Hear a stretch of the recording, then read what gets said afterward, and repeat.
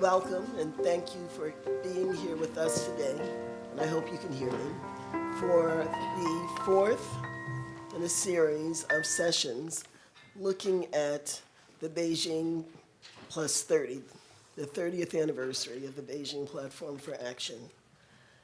This has been a dynamic series, and I've learned so much.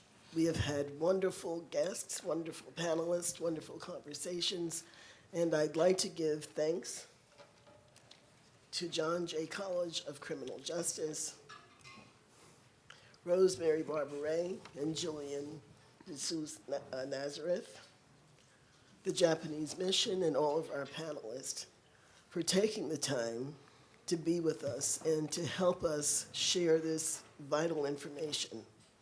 I think somehow today, perhaps more than ever, we're standing at a crossroads that we're going to have to navigate carefully. I want to invite you to navigate this crossroads with us and become a member of NGO CSW. The QR code will be on the table in the lobby. And before I close, I want to invite you to come to the NGO CSW Mission 69 Forum, which takes place from March 10th through 21st. We'll be at 2 locations.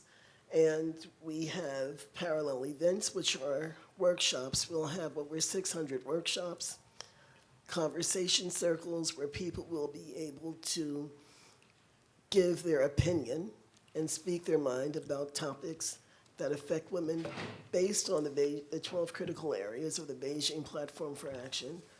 We'll have an artisan fair where people will be able to purchase handcrafted items, and the proceeds of which are to benefit women's collectives. And then we'll have briefings where UN partners, missions, and agencies will help civil society, and we are all civil society, better understand the proceedings on the Commission on the Status of Women.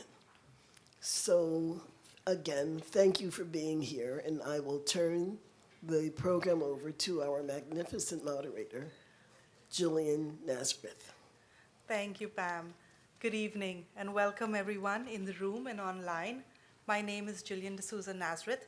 I am the principal representative of the Red Dot Foundation to the United Nations, and I am your moderator for today. I want to thank you, first of all, for investing your evening. You have lots of choices, so thank you for choosing to come here. Today is the final session of a community event series hosted here at the John Jay College of Criminal Justice. Special thanks to Rosemary, in collaboration with the NGO Committee on the Status of Women, New York. As we begin, I would like to acknowledge that this is a safe space, and we ask you to be respectful of each other and our time here. So I'd like to start actually with you, the audience. With a show of hands, how many of you feel that you need to learn something new? Maybe you need to become more politically engaged. Maybe you need to become more financially literate, or something more relaxed like making a pillow. So let's see a show of hands if anyone feels that way. Oh, that's pretty much everyone in the room. So thank you very much for participating. I want to say that personally, I've challenged myself to learning one tiny new thing every day, no matter how big or small. And for this week, I learned how to use beeswax. I learned how to use MailChimp. And I'm sure after today's session, I will have overachieved my target for the week. So I want to bring us back to the center and why we're here today. In 1995, member states of the United Nations signed the Beijing Declaration and Platform for Action. It's a global policy framework that outlined a roadmap for achieving gender equality. 30 years later, in March of next year, the members of the UN will take stock of its achievements, its pitfalls, and next steps. The Beijing Declaration cited 12 critical areas of concern. Our panel today on education as a pathway to leadership draws importance on 2 of these critical areas, namely education and leadership. In 2015, all 193 member states of the United Nations agreed to achieve 17 Sustainable Development Goals. Goal 4 was good quality education, and Goal 5, gender equality. Our goal today is that you leave with something different, a new perspective, a fresh idea, a revised strategy. Hopefully, you are inspired to succeed in the pursuit of learning and eventually leadership. So here's what you can expect today. I'll begin with a round of introductions and then open the conversation with our panelists with a few questions to draw perspectives on the theme and its trends. A little past 7 p.m., we'll open the floor to you to join us with questions. Is that okay? All right. So, as a minister who headed the Gender Mainstreaming Division, she engaged in international cooperation on gender issues and the empowerment of women at the UN, at the G7, and at the G20. As a past director of the Global Issues Cooperation Division and senior negotiator for climate change, she has contributed to the adoption of the Paris Agreement.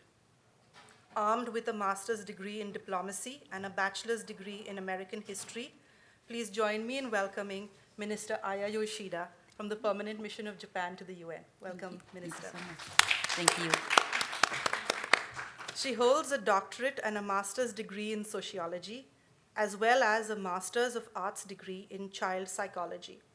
Her original research is reflected in 3 books, namely Through Our Eyes, African American Women's Experiences of Violence and Violation, Through Our Eyes, African American Men's Experience of Race, Gender, and Violence, and Tightrope, A Racial Journey to the Age of Obama. Please join me in welcoming Professor Gail Garfield from the John Jay College of Criminal Justice. Welcome, Professor. Thank you. As the director of the ILO Office for the United States and Canada, it's hard to believe that she's been with the ILO for 18 years. Responsible for steering the organization's efforts to advocate for policies and priorities that promote decent work and the sustainability of the future of work. Her leadership focuses on cultivating strategic relationships responsible for developing and managing stakeholder relations. She holds a master's degree in diplomacy and international relations, communication, and media studies. Welcome, Director Bath. Thank you so much. To start us off, though, I yield the floor to a multilingual professional who is the recipient of over 30 fellowships and awards, holds a PhD in English language and literature, graduate certification in women's studies, is an associate professor and the director of gender studies at John Jay. Director Oliveri, please join us. Welcome. The floor is yours. Can everybody hear me? Hi, welcome to John Jay. Welcome to this event, and thank you for making time and giving attention to this conversation. My name is, as you've heard, Olivera Jokic. I'm currently the director of the Gender Studies program. And I want to welcome everyone and to say that we are honored that you're here and that you are joining us for this event, which is the final one of the events marking, as Jillian was just saying, the 30th anniversary of the Beijing Declaration and Platform for Action. I think it's a very interesting name when you hear it in full. For those of you who are too young to remember, or God forbid, who were just born yesterday, the Beijing Declaration was a landmark document which was adopted at the 4th World Conference on Women in 1995. I was in college at the time. Participants at this conference, which was organized under the auspices of the United Nations, agreed on the declaration as an expression of a shared vision for advancing women's rights and gender equality worldwide. And Jillian had just mentioned how this platform for action outlined 12 major areas of concern in thinking about how to improve the lives of women. So, for instance, women in poverty, education and training of women, women in health, violence against women, women in armed conflict, women in the economy, women in power and decision-making, institutional mechanisms for the advancement of women, human rights of women, women in the media, women in the environment, the girl child. So as you can tell, all of these are continuing to be issues that we have to pay attention to. And each one of these is in itself an enormous field of action. And great work has been done in the past 30 years. And much of the work was inspired by the sense that the conference created a unique moment in which to recognize that the interest and energies existed globally for improving the lives of women everywhere. The conference delegates hope to preserve that energy in the declaration and use it as an engine for sharing their vision with the world. And this evening, we meet for a conversation on just one point of concern in the declaration, or its connections to one more, the work of making education accessible to women so that they can be in the positions of leadership, in positions of imagining some kind of future that they could have a better life in. And under the auspices of the declaration, we meet to talk about education as a pathway to leadership that flows from the core principles that inform all UN action. UN Women, the UN entity that now concerns itself with women's issues, reminds us that, this is a quote, "The Beijing Platform for Action confirms that protection and promotion of human rights is the first responsibility of governments and core to the work of the United Nations. Consequently, women and girls are entitled to the full and equal enjoyment of all of their human rights." We're all aware now that education, this is what they say too, is essential for women to reach gender equality and become leaders of change.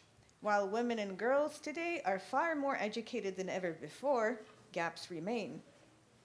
Educated women benefit entire societies, contributing to flourishing economies and the improved health, nutrition, and education of their families. Education and training are also tools to help change harmful gender stereotypes. It's a huge brief for this declaration. In our conversation today, at a meeting in New York City, at a publicly funded institution of higher education that has a gender studies program, is an extraordinary occasion to think about what has changed in our ideas about education and leadership for women in the past 30 years. We knew very little of the internet in 1995. Nobody could imagine how information, knowledge, and learning would move through the world today. We didn't have a gender studies program here in 1995, but we also didn't have the acceleration of travel and a profound change in the relationship of governments to education at all levels throughout the world. We have seen more closely than ever, and often because of the technology we now have that we didn't have before, the many violent disruptions of human life and imaginings of a future in which human rights are the inheritance of all who are living, but are not always there to be enjoyed. We know more now about how these disintegrations of entire ways of life have created new burdens for the humans most commonly found in charge of securing survival, people we often call women. We now begin to give greater attention to the origin of these crises in environmental impacts and people living on the margins of global economic systems that give us a beautiful room like this in which we meet. So I welcome you to John Jay and to our conversation with the hopes that we can talk about what it is that we know and can know today. What is education, and how does it create energies and power to shape the world in which we live with optimism and recognition of the long path ahead of us? Thank you.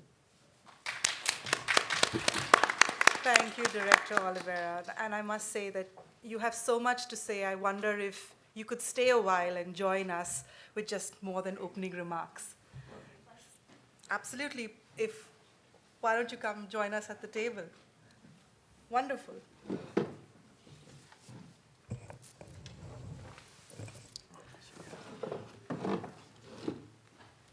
Welcome. Thank you. So this is nice. We have a new panelist unexpectedly. So the road to education is a bumpy one, we can all agree. 2023 global statistics reflect 88% of females complete primary education, 66% complete secondary education, and a mere 41% of women worldwide having completed a tertiary education. As women in leadership, I look forward to your insights, your experience, and dare I say recommendations to improve these statistics. By acknowledging the changing world of work, how can we promote lifelong education? Linked to this, how has education assisted you in rising to a leadership position? And how have you overcome a situation that's been stacked against you? This question is open to all panelists. If you want to take the floor, simply just turn your tent, or the mic's yours. Please, whoever wishes to start. Amber? Maybe you go first. Okay, I'll go first. Hello, everyone. I just want to say what a pleasure it is. It feels like a little bit of a homecoming because I've worked in the ILO New York office for so long, so a bit nostalgic about it and on this topic. Jillian, before I get into that question, I wanted to just take 1 minute to really kind of frame this discussion a bit, where I think we need to think about it a bit in the back of our minds. Yes, we're about to enter Beijing plus 30. It does feel a little bit like a revival of the big summits of the 90s, right? Which I wasn't working then either, but we're also next year in 2025 will be Copenhagen plus 30 as well, which is really important, right? I mean, because this is only the second time in 30 years that social development issues have really been put front and center on the agendas. And I mentioned this, and also we have the high-level meeting on financing for development in 2025 as well. The reason I wanted to mention this and really put this into context is because I think these issues that we're discussing tonight are also critically important to those discussions as well. And so as much as we can, we really need to build coherence between the agendas, and that's not going to happen automatically. We have to be deliberate about that. And so that's really incumbent upon all of us to make sure that that happens. Because of all the challenges that we're hearing and we see in the world, there are very, very strong gender dimensions to these discussions, right? So we need to make sure that that happens. So I would just like to also add that, you know, that today women continue to earn less than men. We know that, right? We also know that women are struggling to break that glass ceiling that we see, that we continue to see, that's perpetual. And far too often when women do enter the labor market, they become victims disproportionately to gender-based violence and harassment. So these are some of the key issues that I think we need to look at in the context of education, leadership as well, because these are also inhibitors for women to advance. And I also wanted to mention, because I think it's important, because sometimes if we don't move the needle on the social side, we can move the needle perhaps on the economic side, right? And economists have shown that if we were to achieve full gender parity in the world, it would contribute to $30 trillion in the global economy. So as much as there is a social case for it, there also is a very strong economic case for it. Now, I would like to say that, I mean, for me personally, Jillian, I mean, my perspective is that I think that apprenticeships and mentorships are critically important. This is a great way to get skills, but it's also a great way to learn more about yourself and what it is that, you know, what you would like to do, and what it provides new opportunities. And it's also an opportunity for governments. Governments bear a big responsibility here when it comes to designing and providing these type of platforms for women to really excel. The ILO back in 2023, so it's quite new, has put together a new recommendation, so a new normative standard on quality apprenticeships. And I would encourage you to take a look at it because it's quite detailed. And not surprisingly, in most of the events that the ILO speaks in, we tend to focus, and we always tend to emphasize the role of social dialogue. So when governments are putting gender-responsive policies in place and apprenticeships programs that are publicly funded and publicly funded education systems, they are able to do this in a very gender-responsive way.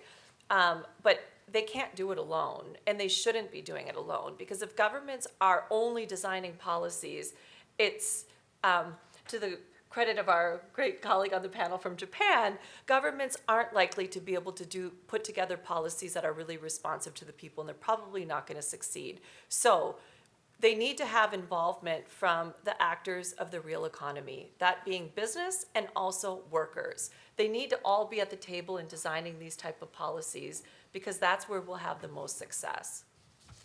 Thank you, Amber. Is there someone else who'd like to take that? Oh, I'll go. You're going.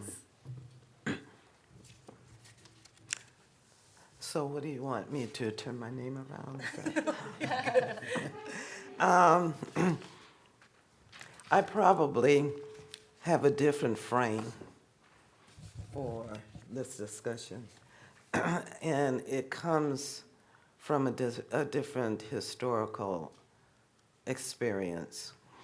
But I do think that, and do support very strongly, the work of the UN, the conventions, and I'm committed to them, personally and politically. As a political sociology, though, I think about a lot of different things, particularly when it comes to women. One of the things, and my context is not as global as your context. My context is more local to the U.S. And in preparation for this discussion, I read the Declaration again. And one of the things that struck me was that, to be honest, I thought the Declaration, as of 1995, it was really good. But then the reality hit me that this is not 1995. And especially here in this country, where there is an enormous shift that is occurring with government. And we have, and I have experienced over the course of my life, several swings from what I call regressive policies towards women and regressive policies toward women. And I think we are now moving into, because all of the signs are there, a very regressive phase in terms of the rollbacks of the rights, or some of the rights and protections that women have struggled so hard for in this country. And I believe education is probably going to be one of those.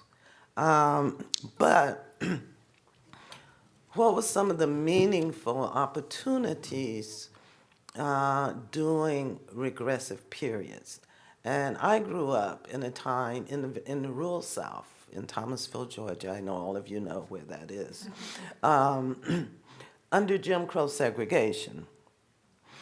And one of the things that, as I look back and reflected, I understood how important education was. And I went back and I was reading, I don't know, you can tell me if you know these people.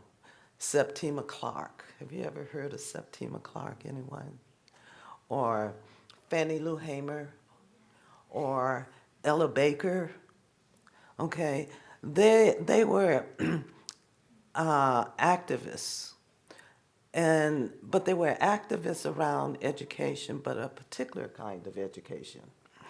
They were activists around political literacy. And what that meant, and I don't want to go too far on because I can come back to that, but it was a really important strategy for getting Black people, poor people, largely women, to move into leadership roles. And there were also, along that time, freedom schools, that was largely for adults. And it wasn't just teaching people to read and write, and of course that was absolutely critical. But it was also teaching them about how knowledge could empower them for leadership. And so I'm going to leave it there, and I'll come back to some of that. Thank you, Gabe.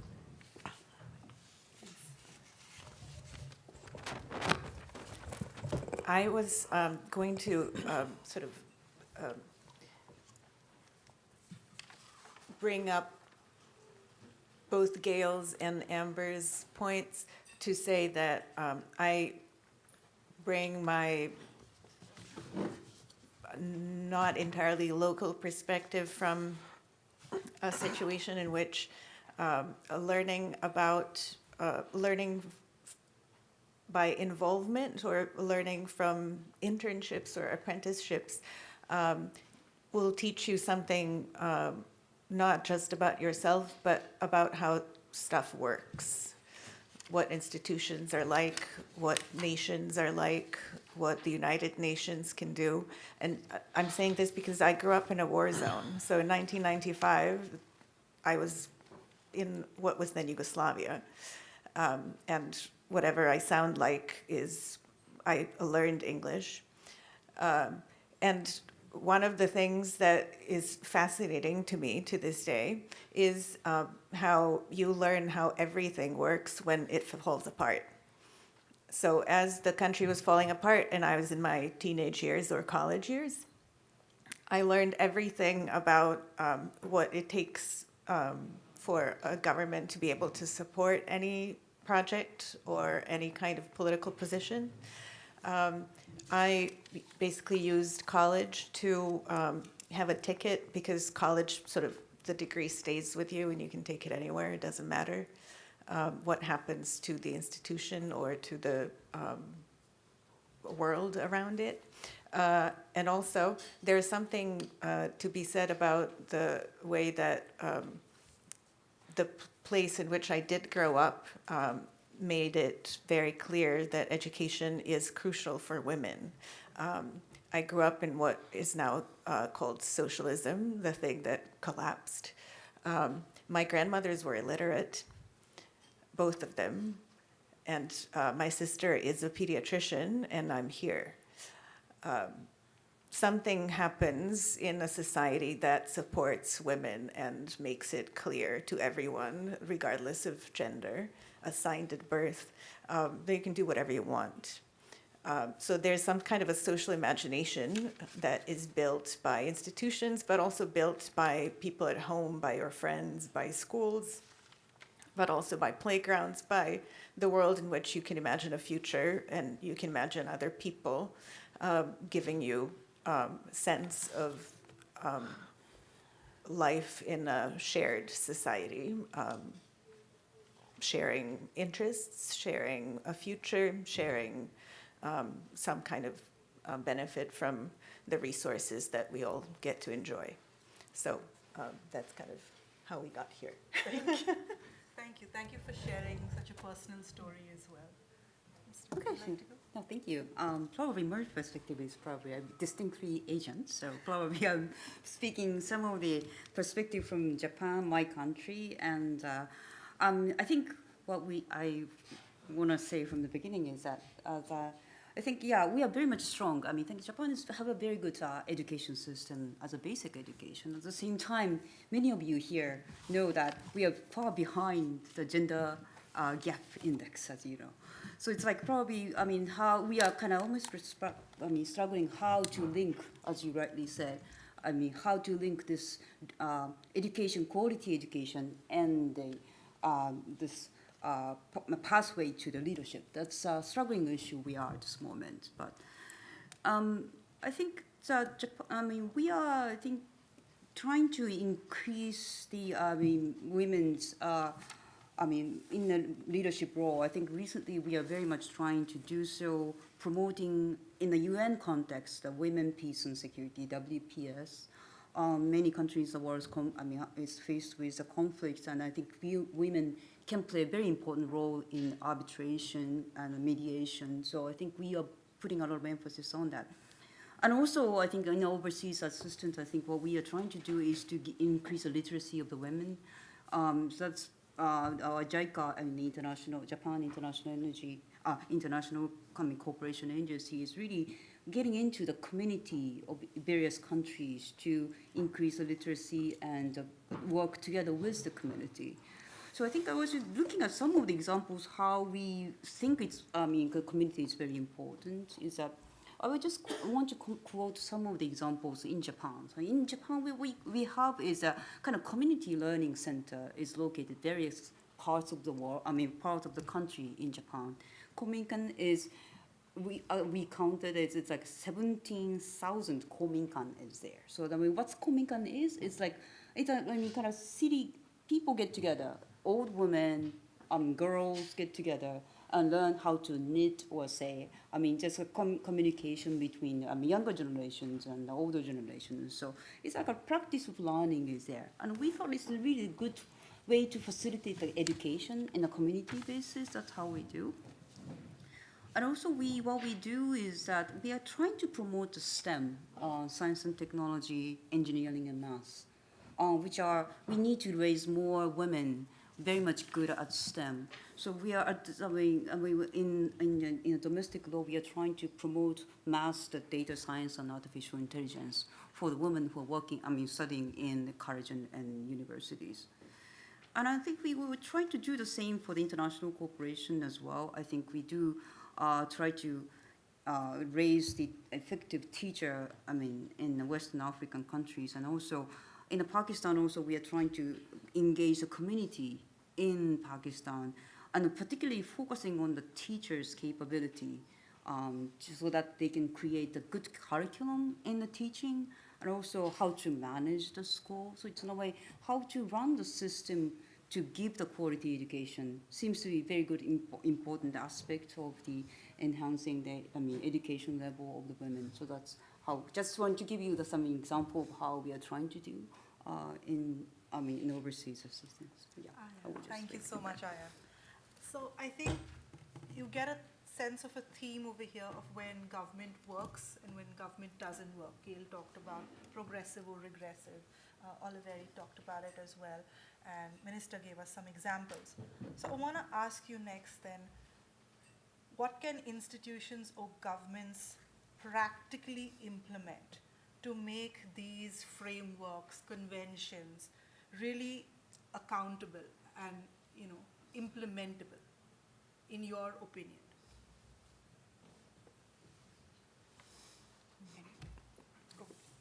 Okay, I'll go again. I think, we discuss, this has to go hand in hand, I think, and I represent the ILO, but it really does have very strong labor market components, right? So this has to go hand in hand with really just good labor market policy. I think one of the interesting themes that we're already starting to hear is that no matter which country, it can be an advanced economy or a developing country, the issues and the challenges are there. They might be different. The entry points might be different, and some of the responses that are needed are different, but nonetheless, we, I think, can recognize and understand that very proactive gender responsive policies are necessary in order to overcome some of these different barriers. One of the key barriers is that women are disproportionately, in many countries, in unpaid care work. And they take this burden on. It prevents them from entering labor markets.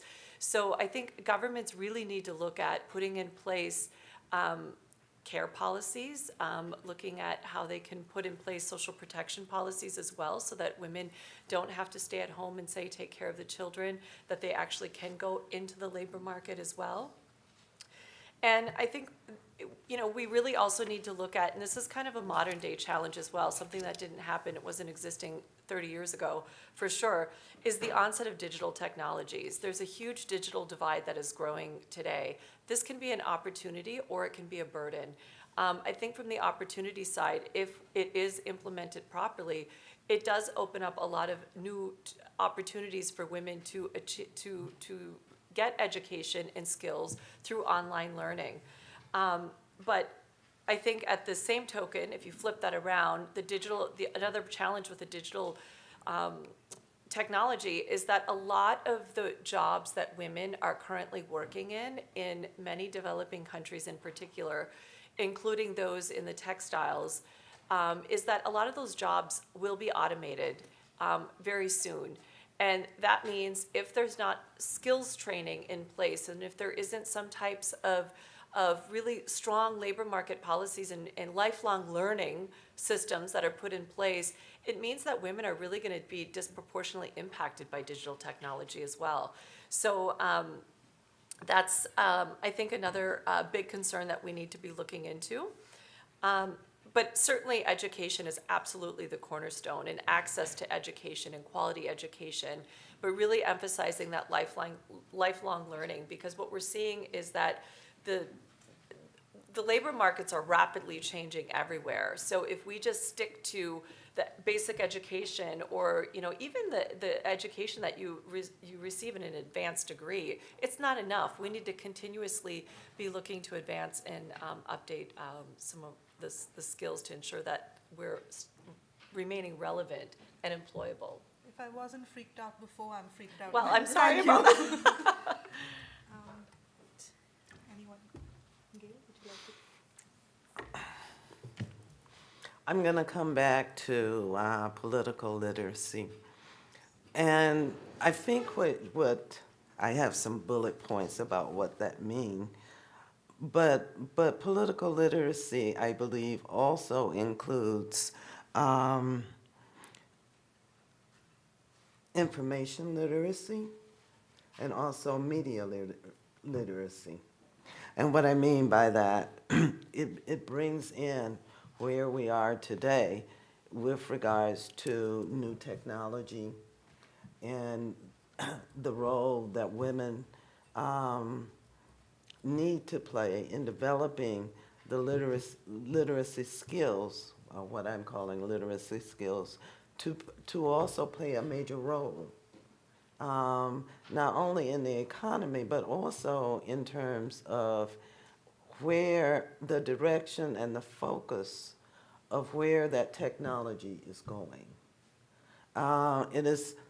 Jobs are good.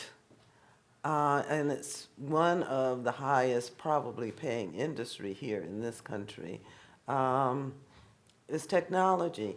But I think when we begin to talk about education, there is this big question of education for what, for whom, what are we going to do with it, and how does it make the world better?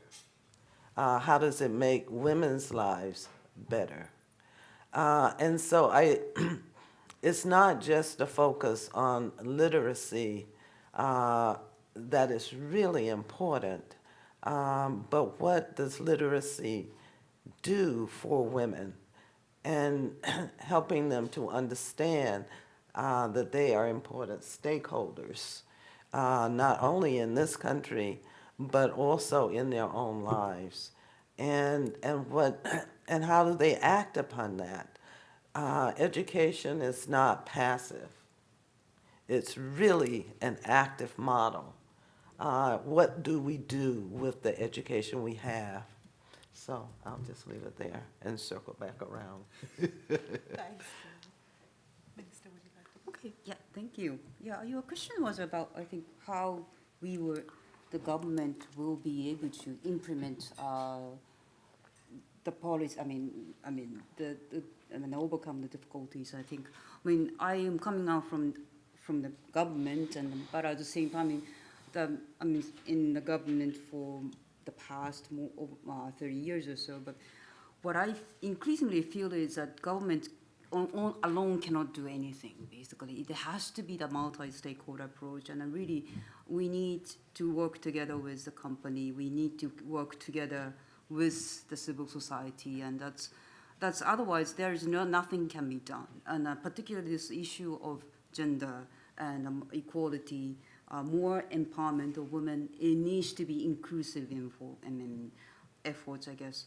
So I think that's what we need to do. So as a tool will be how we can be accountable to the progress of any type of policy, any policy progress made on the ground, I guess. And I think, I mean, in the context of the United Nations, I think we do have a very good system, I think, for the accountability. That's what's called a voluntary national review. SGD, every single goal, we do have targets and indexes, and basically, so each country is committed to report themselves through the national review. And Japan has done in 2021, the next one is coming up in 2025. So it's very interesting way, in a way. So, Japan as a whole does a national review and voluntary national review, and also we do that together with local government. That's called voluntary local review. So each individual communities get together, get to report their own progress in terms of particular goals of the SGD. And I think it's quite interesting. In Japan, SGD is quite common, very popular, very surprisingly. And many of the country, local governments are willingly committing themselves to report their progress, and also fulfilling the accountability to their own community and say, look, my city made a certain involvement for this. My city couldn't make an involvement, progress on that kind of thing. So it's good. It's really, I think it's a good, kind of tool to engage the community and be accountable to the many of the stakeholders.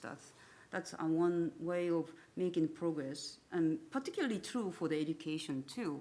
I'm quoting some of the examples we did for the education assistance to the Yemen. Yemen at this moment is a very difficult situation, but this is a past example. So what we did was that we engaged with Yemen government to create the education program.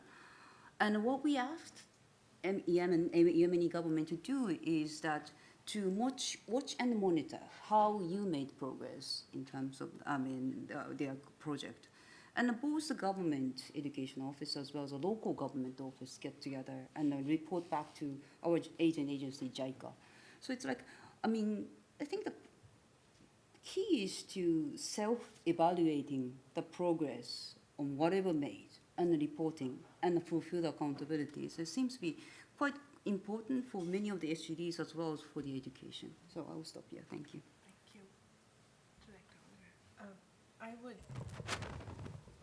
I am not a political scientist or a sociologist, and especially at this moment, as Gail was saying earlier, it's kind of a surreal moment in the United States, partly because it's difficult to say government and know what anybody means. That whatever fantasies we had about transparency or education as a pathway to leadership in anything, there's clearly sort of challenges to that, and I think it's very important to pay attention to that. So I think I'm just going to stop here because I have a very unromantic view of the roles of government and reliance on government to take action to improve. So your unromantic view is the perfect segue to my next question, because I'd like us to be as forthcoming as possible, but to reflect a little bit on the fact that we're talking about government, we're talking about the fact that we have all these frameworks, what's working, what's not. But you on this panel have somehow figured out how to navigate the system to a level of leadership. So what I'm asking from you, each of you, is how did you do it? What can you share with all of us, a tip or a trick of how you survived and made it to this level? I'll try and answer that.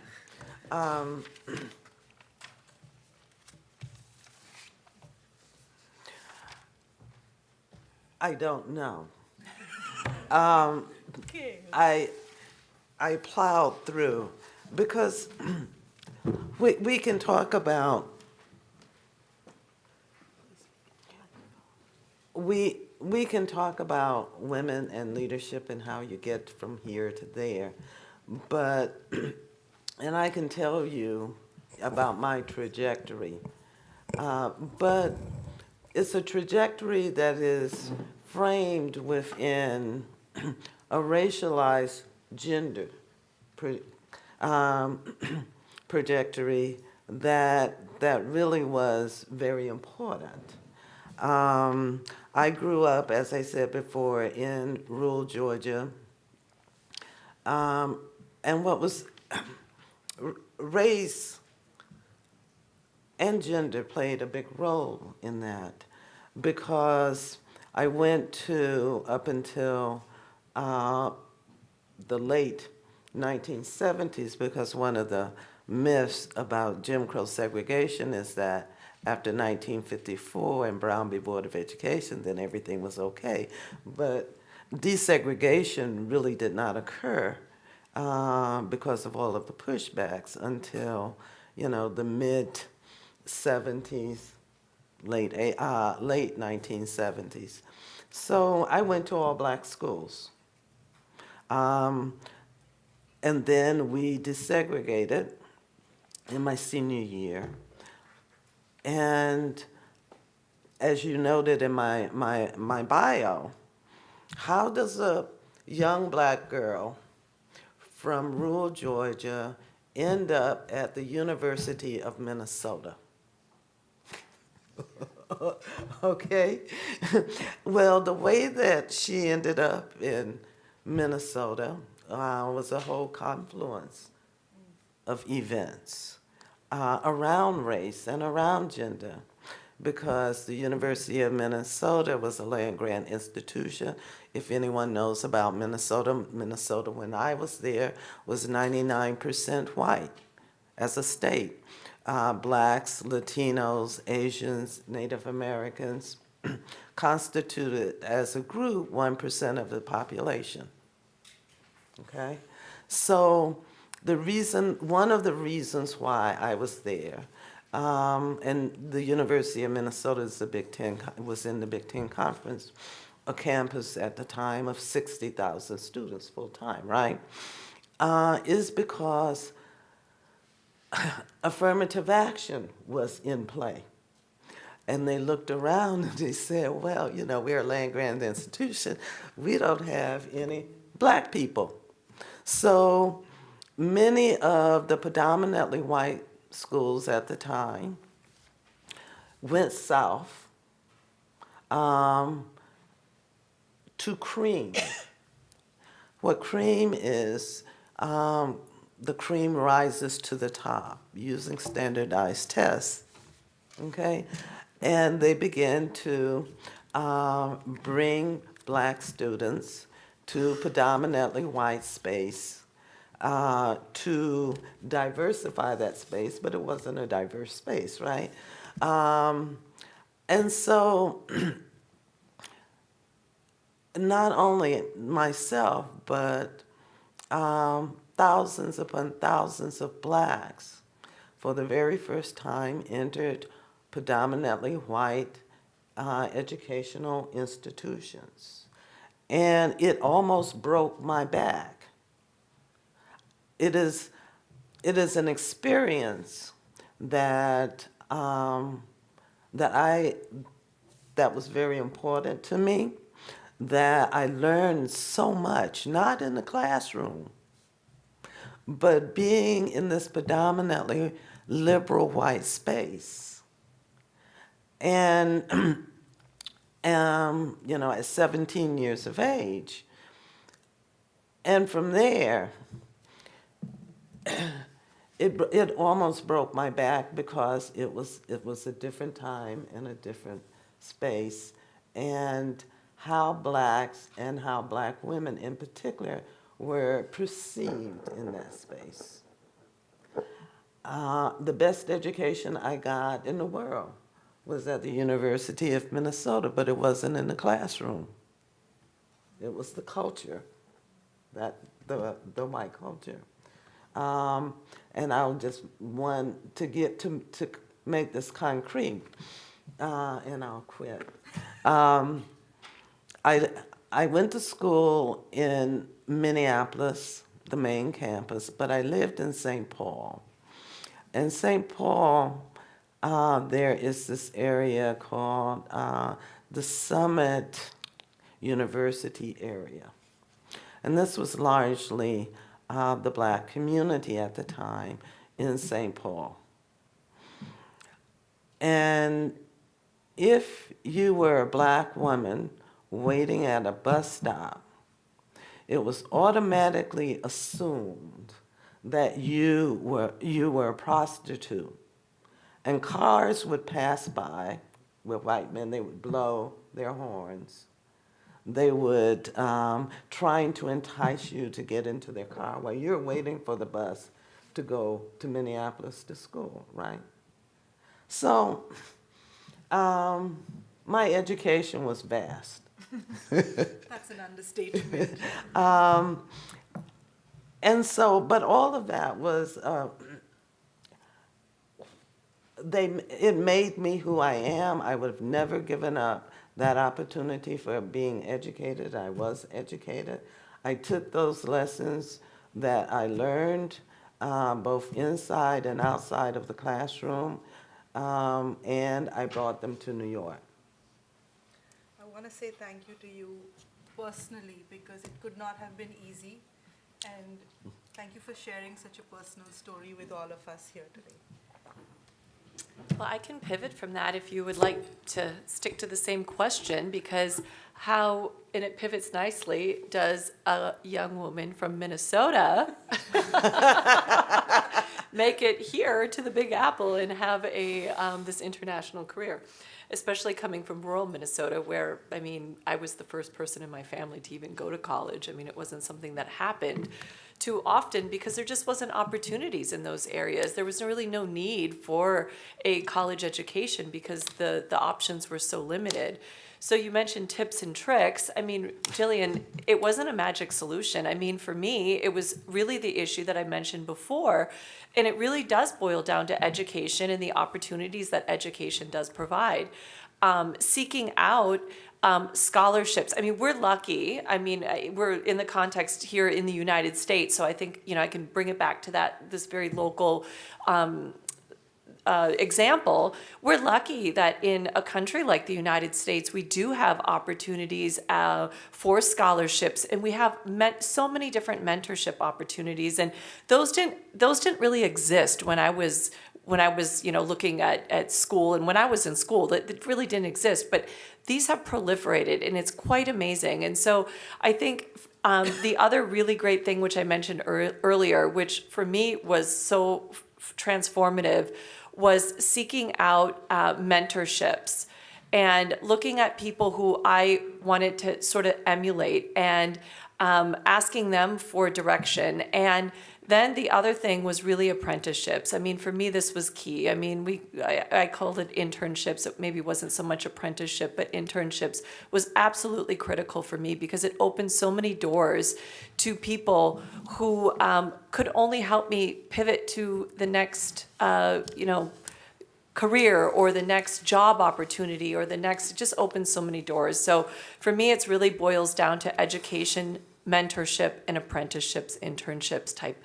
I would just maybe add a little bit of a caveat here, which is the rights, right? I think it's really important for women to know their rights so that when they do move to a new area or they do, unfamiliar surrounding, that they know what their rights are and they are able to speak up for themselves in those situations where they might need to.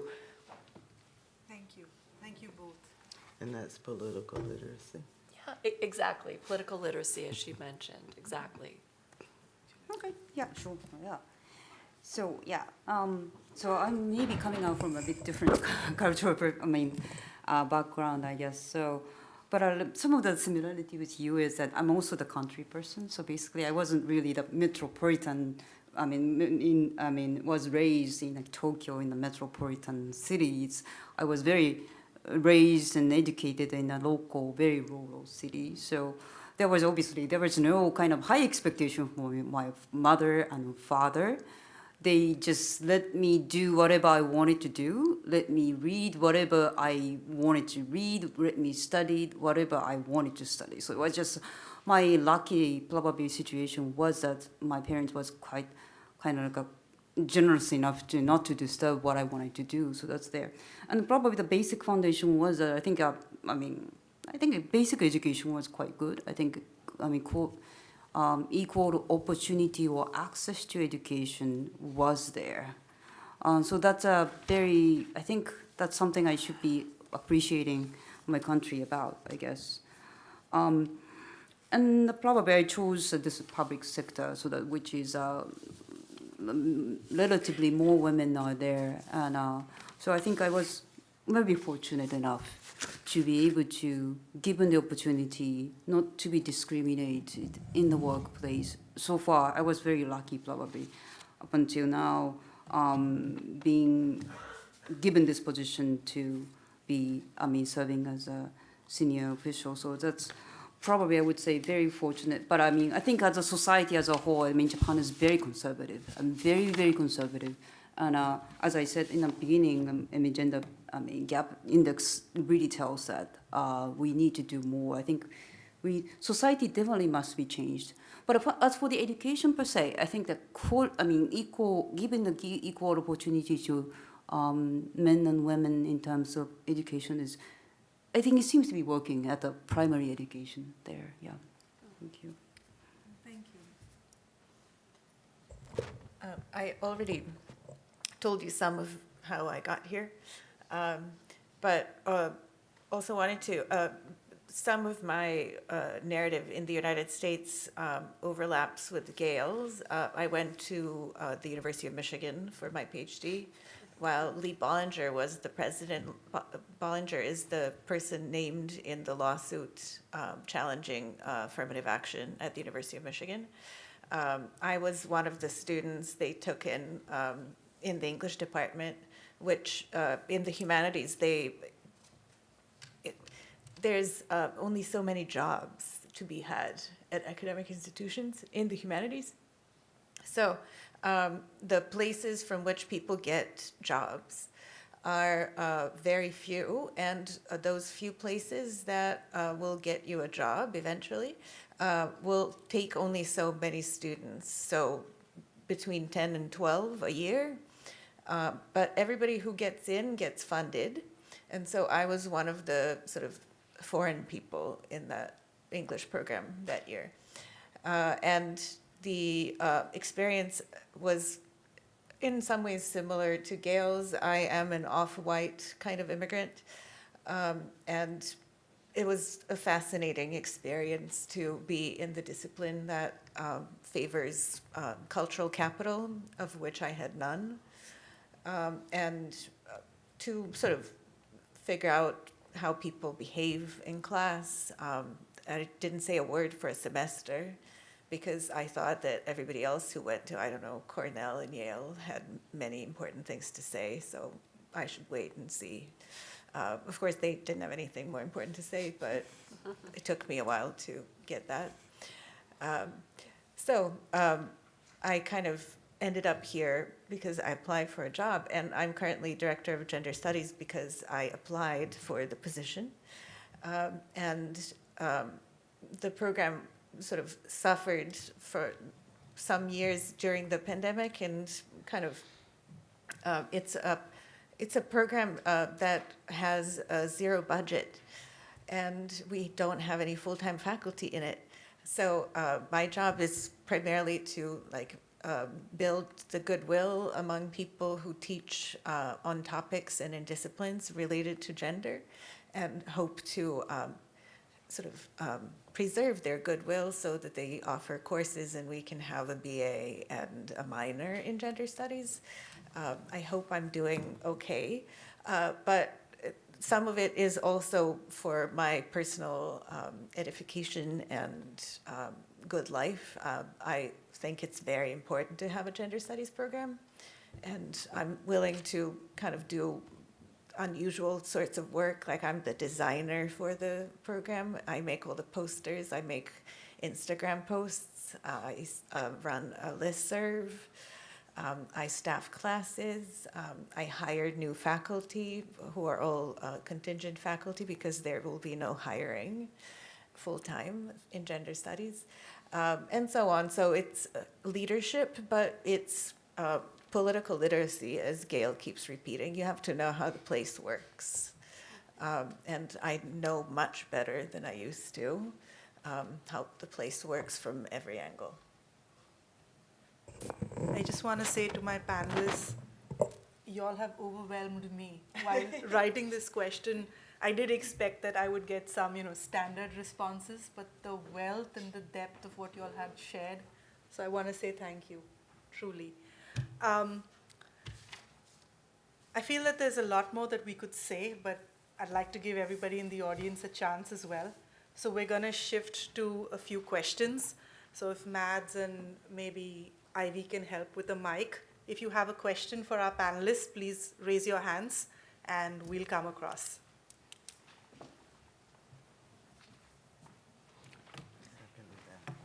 There's one on either side, yeah. Yeah. Okay, so I think there's a question in the back of the room. If you could just introduce yourself and address the panelists directly. Hello, I'm Jill Strauss. I used to be an adjunct here at John Jay, and I teach now full-time at BMCC. So if you want to compare sad stories, we can talk later. So Gail, as always, has provoked my critical thinking. So before getting my PhD, I was working for UN NGOs. And one of the challenges for me was being in New York City, in a very different culture and conversations than what happens at the UN and what happens in UN NGOs. And I'm hearing it again on this panel. And looking at the declaration with 21st century eyes, through a 21st century lens, I'm seeing women and girl child. I'm like, well, aren't we supposed to be talking about all these different genders and gendered identities and then another disconnect, I think, or my experience, right, is this intersection of racism and sexism that we are finally beginning to discuss here in the U.S., but that does not come up at all in UN contexts. And so, initially I think, so there is a question, I promise you, there is a question coming. Initially I'm thinking, well, okay, right, so there are issues of race in other countries, or racism, I should say, right? But they manifest differently. Okay, but one of the things that we all share is settler colonialism. Otherwise, we wouldn't be speaking English as our common language right now. So so my question is, does the declaration need to be updated through a 21st century lens so that we can address our 21st century issues? Or do we stay with a document that is important and 3 decades old? And what would be if you have any thoughts about this, a perspective, so this UN privilege thinking about settler colonialism and redefining the way that all the issues are approached and concerns are addressed. Yeah. We'll take one more question and then whichever panelist wants can respond. I'm Dr. Clotilde Munguia from the DRC Congo. I've lived in Belgium where I did my medical education, but I'm not going to get through that. I had the same experience like you, very conservative places. Anyway, so I'm going to pick up a little bit on what you say. Yes, we have to look at that Beijing Declaration with 21st century's eyes and perspective. And I would like to know who will be the stakeholders, where you're going to take them around the table. And because I just came from Montreal for a meeting on gender violence, and a lot of underprivileged countries, I would call, were denied visa. So where you gonna hold those review and who you gonna include in the stakeholders to revise this very important document? That's my... Would anyone like to take that?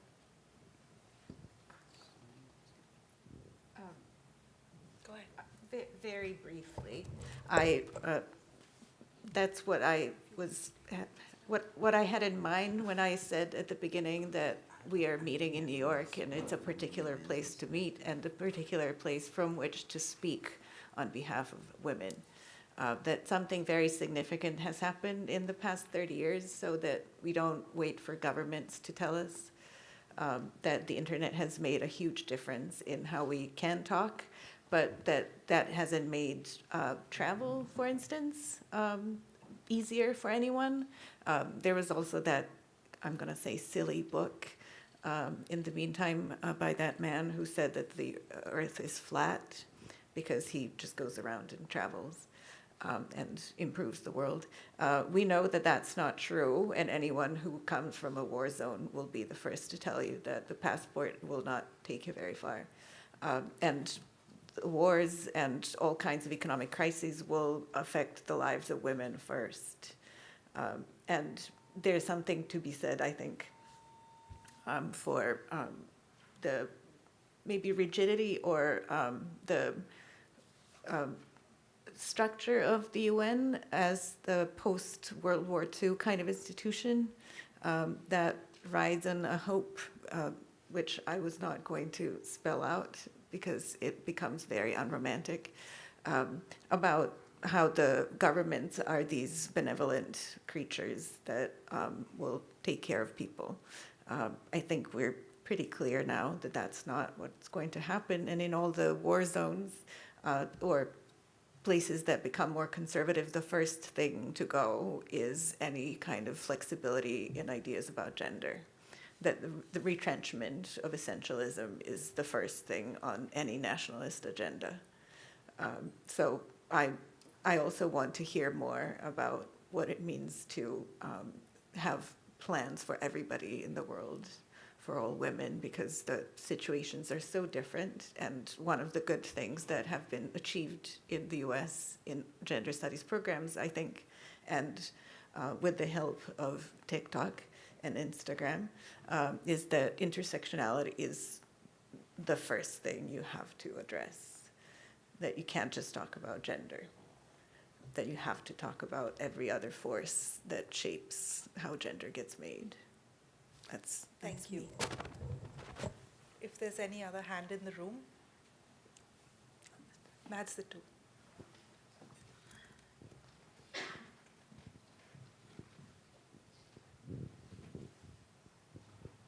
Hello, my name is Rena. I'm a first-year graduate student at Columbia University, and I just came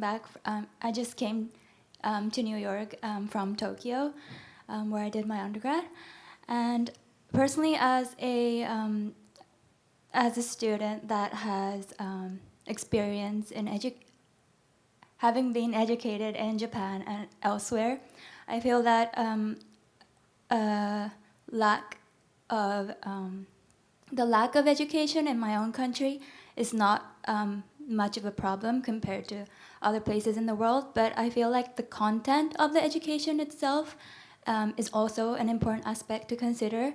And I was wondering if Minister Aya or whoever else has any perspective towards how countries like mine can learn from other countries like the US that promote gender equality through the content of the education itself.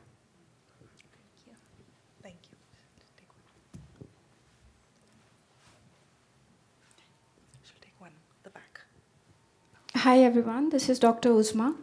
I have a long introduction, so I will not take your much time, but I'll just say that I started with NGO CSW as an intern, then I was an advisory board member, and now I'm an executive vice president of International Alliance of Women, and I'm the youngest one in 100 years of history for them. And thank you for such a wonderful talk. I belong to Pakistan.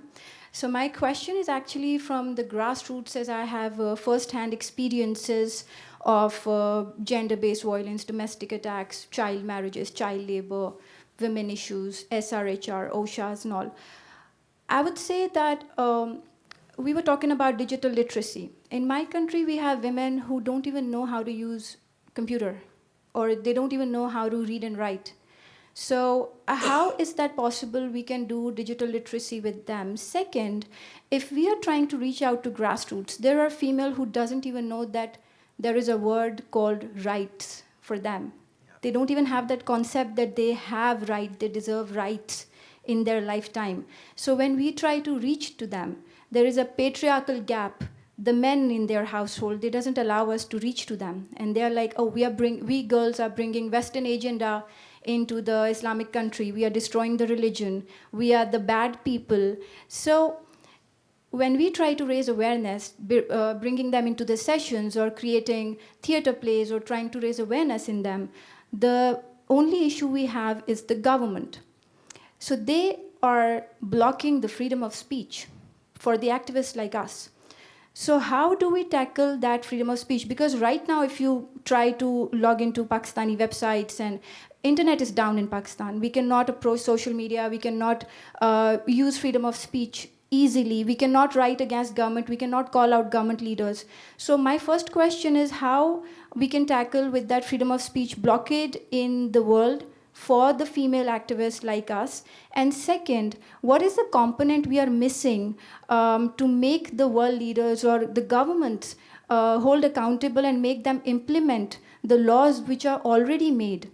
Because we've been working on Beijing Declaration, we've been working on CEDAW, like my mom, my grandmother used to work on these kind of documents, and now I'm the one working on those documents.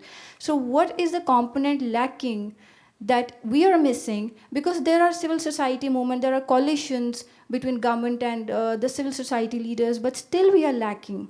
So these are my specific two questions. And the last one is like we are holding a parallel event on March 10 for the same topic. So anyone who would like to attend, I can send a formal invite. I would be happy to share that. Thank you. Wonderful, thank you. If the minister would go first. Right. Thank you very much to see Japanese students here. So I'm so glad to see you. So thank you. Yeah.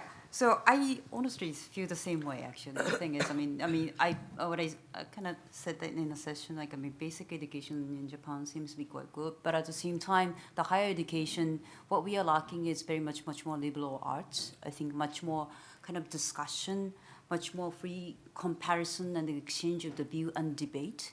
That's something quite lacking, I think.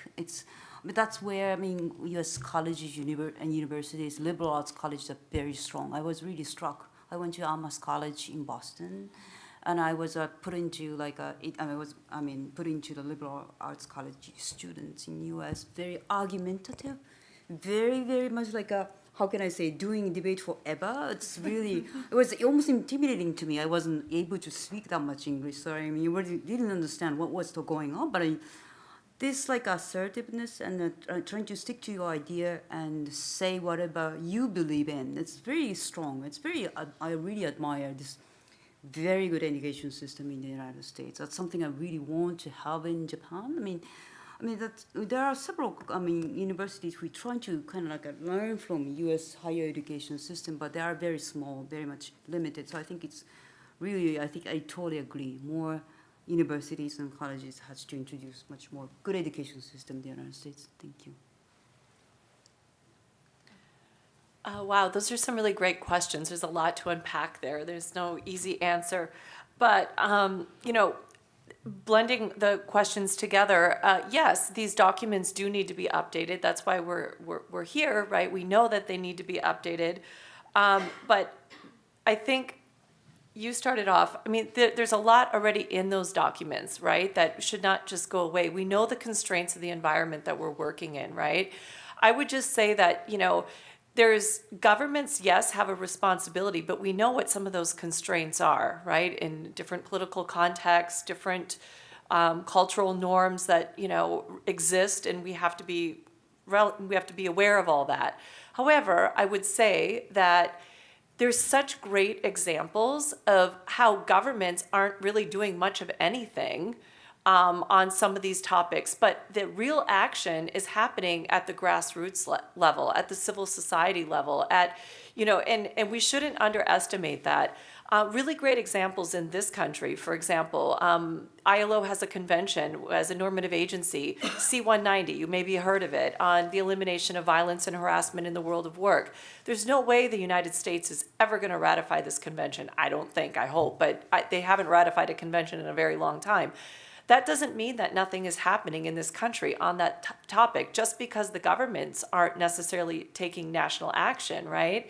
There's so much that's happening. At the private sector, we're seeing really great examples of how workers are rising up, and they're saying in the hospitality sector, no more. They're wearing panic buttons so that when they feel secure when they're going into hotel rooms to clean the hotel rooms, this is leading to, so they know their rights. So there's really great examples of this in the where workplace conduct and workplace policies are being updated regardless of what legislation or you know, government policies are in place. And I just wanted to say that because, like I said, I mean, and our distinguished colleague from Japan knows probably better than anyone who sits in those negotiation rooms negotiating these, that these are real constraints, but we shouldn't give up just because governments aren't moving at the policy level. And I think that, you know, we, on the digital side, in the question with regard to Pakistan here again, I mean, I think that, you know, it's access to digital technologies and digital learning and digital platforms. A lot of that is actually being provided by private sector. I mean, not a lot of governments are stepping in to be able to provide that space, right? So I just think that reiterates the whole public-private partnership, or just the role of the private sector and, you know, civil society groups and others who can come together to be able to fill some of that void. And if I could just chime in a little bit on your last point, because I think it's a good point. I don't automatically assume that there are totally no resources within communities. And one of the things you might want to consider, and I've seen it done before, is figuring out what resources are available. And it's not just the technological resource, but to itemize the vast array of resources that are in your communities, and then figure out how to strategically use those resources. Human resources, but other resources. Yes, having a computer or a smartphone, those things are important. But there are also other things that are important as well, and I think that's where we have to begin from, especially in terms of some of the political climates within countries here in this country as well as other, because there is there's pushback against women, and that pushback is really great now, but it doesn't mean that women don't have the resources to withstand, and this too will change, you know, but begin to itemize what are important resources that you can tap into, and then build from there. Thank you. Matt's in the back.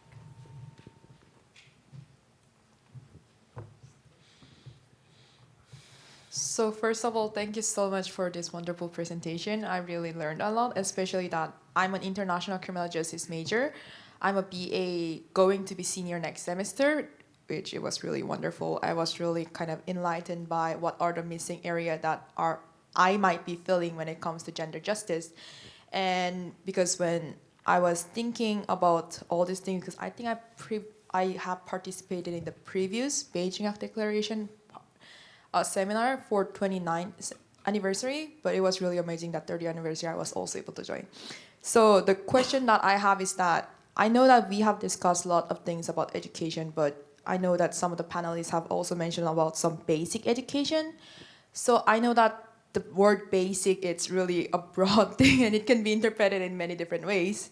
So I was just wondering if any of the panelists can ask what is their thoughts about basic education, because we have discussed a lot about like fellowship, opportunity, internship. Should that be considered as a basic education, or when you're saying basic education, does that end with elementary level?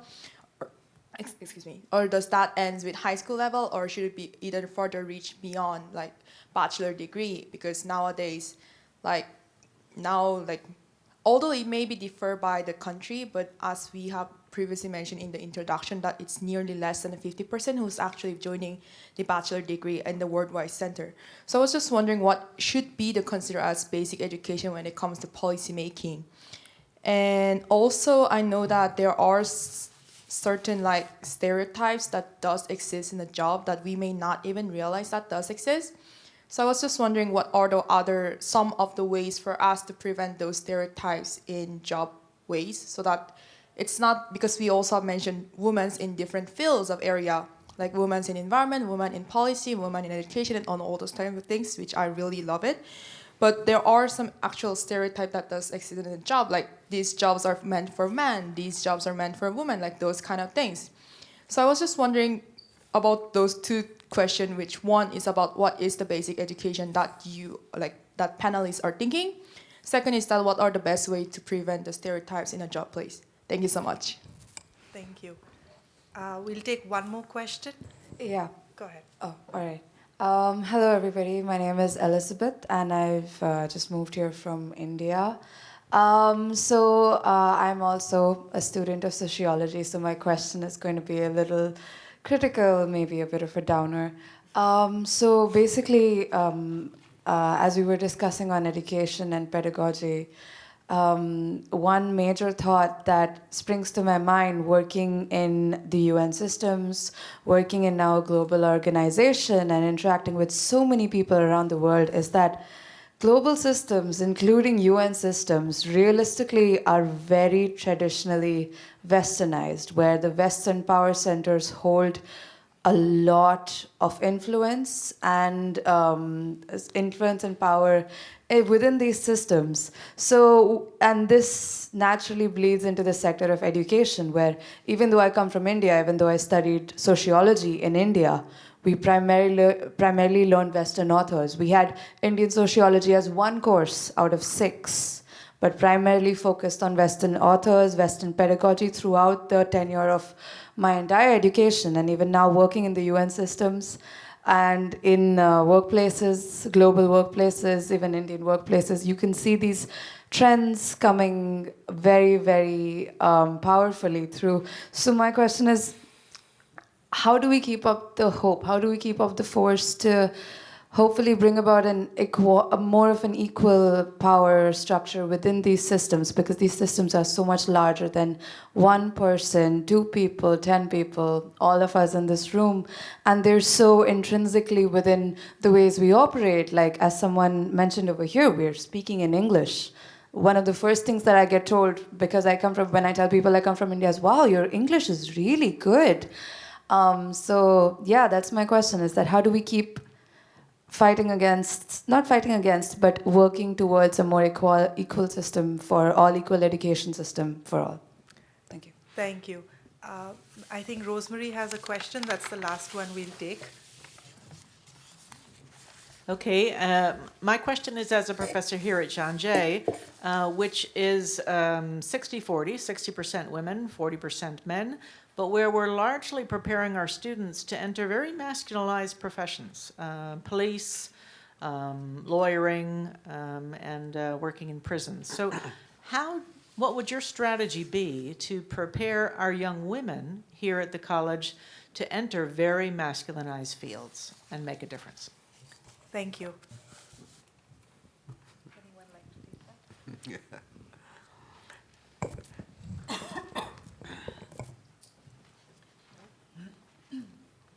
Maybe I can say a little bit just about the sort of inherent imperialism of academic fields. It's there. You saw it. And I think for all the endurance and patience that it takes, the way to deal with it is to get through the system as it is, and then you make yourself a producer of knowledge, and you paint a different picture with the power that you have. So there's something here about, again, political literacy, negotiating the system as it exists and noticing where we can have opportunities to intervene. And I think this also speaks to the observations about how the fantasies about the world in which everybody's free and has rights are fantasies that are originating from the West, from the place that imagines itself enlightened and at the same time is the author of the empire in which we live.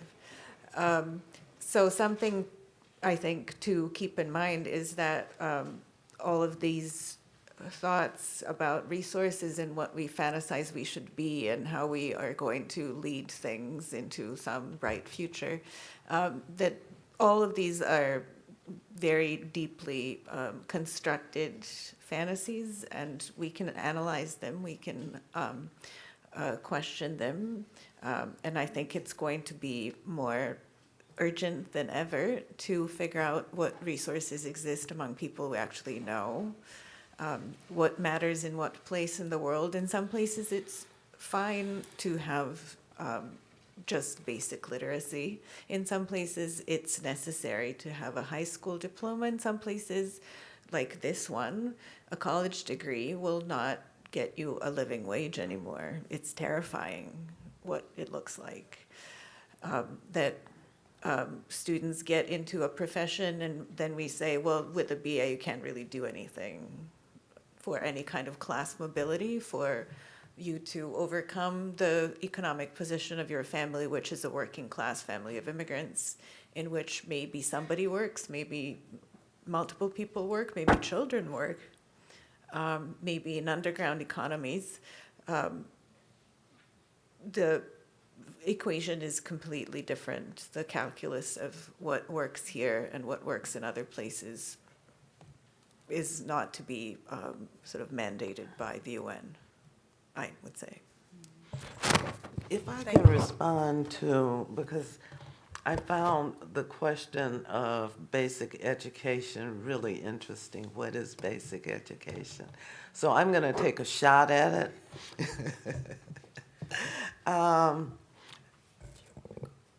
So assuming that we're talking about also basic literacy, let's assume that. For me, and what I try to provide my students with is a foundation for critical thinking. And what are those tools that would enable them to, because I don't think you ever master critical thinking, that you're constantly learning how to develop critical thinking. But there has to be a foundation there for that, to get them to think critically about the world around them, themselves, and themselves in the world. Because I think that that's one tool that will allow you to move in many different directions if you can think critically about the world. that also includes creativity and independent thought. Thank you. And I do want to say that we are at time. I'm getting all kinds of eyes and fingers from the sides of the room. So if anyone has last thoughts, and then I'll call on Pamela Morgan and Ivy Cook to close us out. Just maybe last thoughts. We've learned a lot in 30 years, so we shouldn't underestimate it. We know what the solutions are. We know, I would just maybe say we should really resist looking at this issue very one-dimensionally, because there's so many different factors, there's so many different push and pulls, and it does look different on a country-by-country basis and at the local level. Yeah, we just try to address this basic education question, and also Western pedagogy item, which is very interesting part. I thought that two are, I think, two might be a bit connected in a way. So what I meant, when I was making intervention in the basic education was basically, I was having in my mind, like, say, what type of, overseas development assistance we are giving to the countries in conflict. So my image was pretty much about like a math literacy or basic, education like elementary or high school type of education. That's why I was imagining. But through the discussion, we also aware that digital is coming in. Digital basic literacy is also needed. It's in a way. So it's like a basic education needs to be changing. That's happening in many of the countries domestically. That's what's happening in Tokyo as well. We are revising the basic education, what the term of basic education, a curriculum. That's what's happening in many countries. And also that, we talked about Western pedagogy aspect. I'm a diplomat here, so I'm kind of always facing this issue, like, say, transition of the world, global south, and really power is shifting from one place to the other. That's really something we are experiencing. We're experiencing the issue in education. Also, faced with the issue, with every issue we are facing in the United Nations, I guess. That's one of the reasons why we had the Summit for the Future conference, and we had a very hard negotiation. But that's one thing that the big takeout from the summit was that yes, international society is definitely changing very fundamentally. That's for sure. And I think, but because of the world is changing and the power balance is changing in the world, I think it's really even more critical to have a basic skill how we are going to be able to survive this changing world. And education is a very important tool to let us know how we ourselves navigate ourselves to the changing situation. So I think, so I don't have really the good words to define what is this basic education needed in digital age, but I think we have to, think about it. But one thing for sure is that I think it doesn't have to be, it cannot be, centered to only one region or the part of the world. It has to be much more diversified or much more, multicultural, and many of the perspective has to be taken into consideration. So that's the only thing I can say here. So thank you. So as we close today, Oliveri, Aya, Gail, and thank you, Amber. Thank you so much for joining us, and I hand over to Pamela and Ivy.